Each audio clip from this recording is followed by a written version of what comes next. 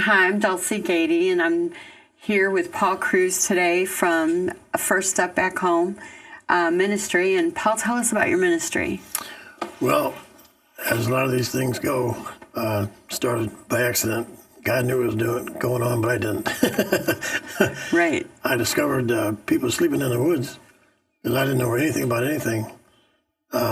We started a church in Forrestal, and I was the outreach director. So we started church service there at the TA truck stop. Okay. So that was 16 years ago. Now we have 5,200 drivers come to that service. Wow. I tell people we have a mega church, but it took 16 years to get to Right.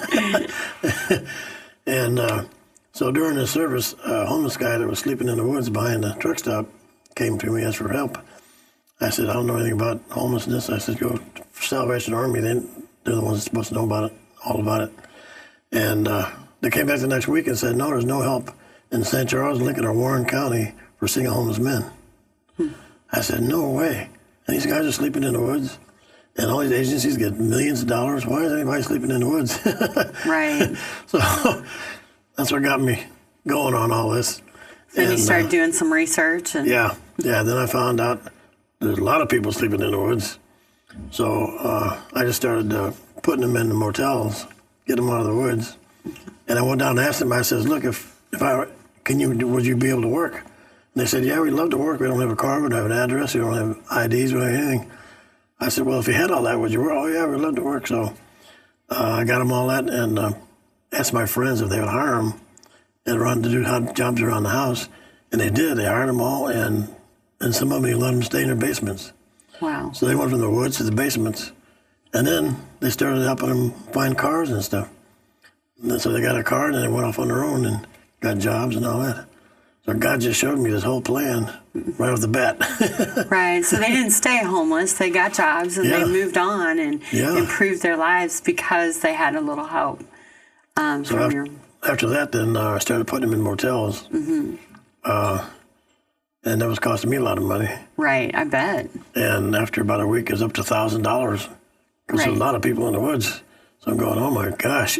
Right. I said, Lord, you better help because my wife ain't going to be happy. Right. Yeah, you still have to pay your own bills. Oh. Yeah. So she tapped me on the back and said, you know what? She said, you spent $1,000 on these guys. You know what you're doing? I said, no, I have no clue what I'm doing. I said, I'm just getting them out of the woods. Mm-hmm. And so basically, God took care of that too, because a week later, a neighbor came down to start a new business. Mm-hmm. Successful right off the bat. He said, I want to help you out, and gave me $1,000. Awesome. So God provides.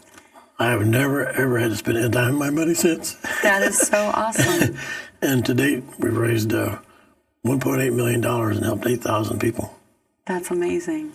I mean, God just took right. As long as you step out and do something on your own, God will come right behind you and say, That's right. He just wants us to be willing to obey. oh my gosh. And it's amazing. I mean, we're always surprised, amazingly. Yeah. Because he does so much more than we can imagine. Yeah. So that's just amazing. So now recently you've had some new developments and you've started a new program that God's provided for. Tell me about that. Yeah, well, 2 years ago, we decided we're wasting a lot of money on motels and spending $50,000 a year on motels.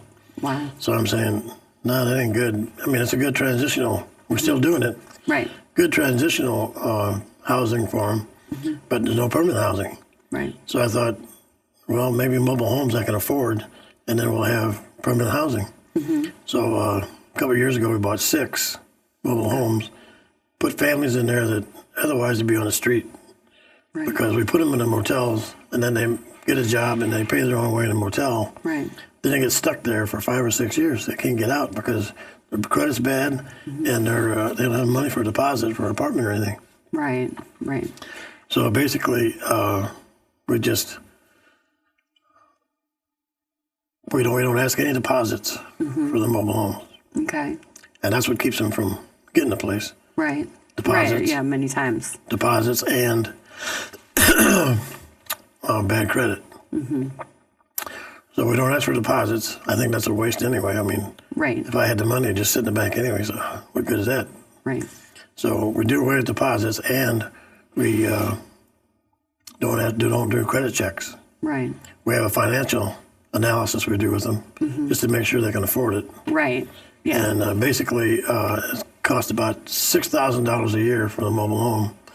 And we figure if they make $18,000 a year, then that's goes with the guidelines. They're not supposed to spend more than 1/3 of your income on housing. Right. Right. So that's we're a little kind of negotiable on that, because depending on their situation, if they don't have many bills or anything, then they can do it. But as a rule of thumb, we try to make sure they're making $18,000 a year, and that they have a car and a good job for at least a year, Right. And you're helping them get a car, too, if they need one. Yeah, we just started that recently. That's awesome. Last week, I bought 2 cars for ladies. That's awesome. I mean, I'm driving down the road, and here's this beautiful Nissan Pathfinder for $5,400. I said, hey, Lord, did you send me here? So I talked to the guy, and sure enough, it had a lot of miles on it, but perfect condition. I mean, clean as a pin, and the guy took care of it a lot, and the Carfax was beautiful, no accidents or anything. Right. So we bought that far. And this is the lady that we've had in the motel for 2 months, 4 kids. Wow. And before we got her boyfriend, so to speak, put her in a camper, no electric and no water with these kids. Oh, wow. For a year. Oh, my goodness. So she calls me up and says, hey, can you help me? She said, we got to get out of this mess. So I said, well, we'll put you in a motel for a week and see what happens. Well, it costs $300 a week to put that family in there, because it's such a big family, right, on 2 beds in a room. So we put her in there, and we paid for 2 weeks. But the word got out that this family was in here, and the background and everything. $2,800 came in to pay for the rest of the time. She'd been there for 2 months. Wow. So I said, okay, she's got to get the car. Right. And so now she's going to be able to move into the mobile home with her children and have a home for her children. It's a beautiful 3-bedroom, and just newly remodeled, and the new flooring and new everything. It's just miraculous. Right. And that's such a blessing, because that's a new start for this family and those children. I can't believe it. Right. And so you were telling me about the mobile home park where these mobile homes are, and the change that God has brought. I mean, this isn't just affecting the lives of that one woman and those 4 children, which is awesome in itself. But tell me about the other people it's affecting and helping. The whole park. I mean, part of the idea of getting the mobile homes was to work with the community and bring them together. Because before we got there, this community had the worst reputation in St. Charles County of any mobile home park. So I thought, okay, God, you put me right in the middle of the pit. Right in the middle of the trouble. So here we go. Right. So we thought, well, and then when that happened, God also sent somebody to pay for things that we needed to have these events we have. Was there barbecues and Christmas parties, and we just had Valentine's party and our Easter party, and just any event that comes up. And you invite everyone in the community. Yeah, there's 300 homes in this community. We invite everybody. And we hand out flyers and put it on the Facebook and everything. Right. And normally I have 200 plus people show up for these events. That's awesome. And if the weather's good, and if it rained last Saturday, so. Oh, right. Yeah. So the neighbors get to know each other, and you told me crime has gone down. Yeah. Before that, neighbors were afraid to step out of their house because they didn't know their neighbors, and the police were there like every day, taking somebody out of there, and people getting things stolen and all that.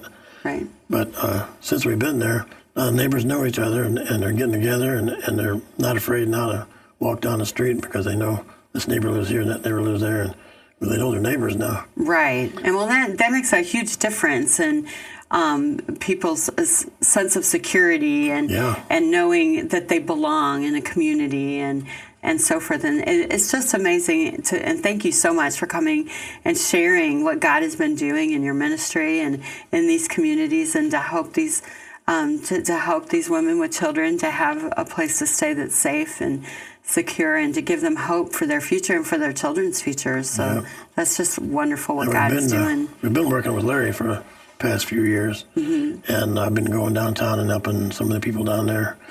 Yes. But there's not too many of them that we can help with, licenses and stuff like that for cars. They either have felons or we try to bring 3 or 4 of them up to the motel in Wentzville. And Larry kind of encourages me all the time because what he's doing, he's got so many things going. And but the people in downtown, they just, I don't know, they just want to stay downtown and they're afraid to get out of there because there's so many. That's what they're familiar with. Yeah. And, right. So but you're doing, you're one of the only people out in Warrenton area in St. Charles County that's really assisting the homeless, correct? Well, there's different agencies out there, but they're all overwhelmed, understaffed, underfunded.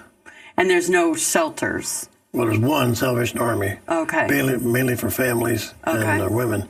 Nothing for men. Nothing for men. If you're a single homeless man, I'm it. Okay. Well, thank God for you. Well, also, we get calls from St. Louis. Like this morning, got a call from a lady, had a house fire. And there's a new system out there now called 211.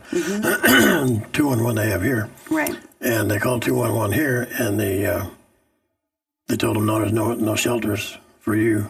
And then their house burned down, and she had 3 kids. Wow. And so somehow she got a hold of me, and I said, yeah, if you can make it out to Wentzville, we'll give you a couple nights and work with you and see what else you need there, Because the Red Cross should be involved and all that, Right. So I don't know why they're not involved. And, I mean, people just don't know what to do, where to go. They don't get any guidance. They're just lost, Because this stuff happens to a normal person. They don't have a clue on where to go for help or anything. Right. So I put this lady in a motel, and she's got a car. So I don't know about her kids that go to school or anything. Right. But school bus comes to the motel and takes the kids to school and all that. So okay. If somehow we can work it out where she can stay longer in the motel until she gets something figured out with a new house or something. Okay. Then we can just keep helping her, Paul, thank you so much for coming today and sharing with us about the First Step Back Home ministry and the updates with the mobile homes and the cars. Thank you for letting God work in your life and in your ministry, and just thank you. It's all God. It's all good. And I appreciate Larry and his ministry encouraging me and donating to our ministry and just doing a lot to help other people. And we can all come together, and maybe Larry can start a new life out in St. Charles. All right. And I'll be happy to run it for him. Okay. Well, thank you very much. Thank you.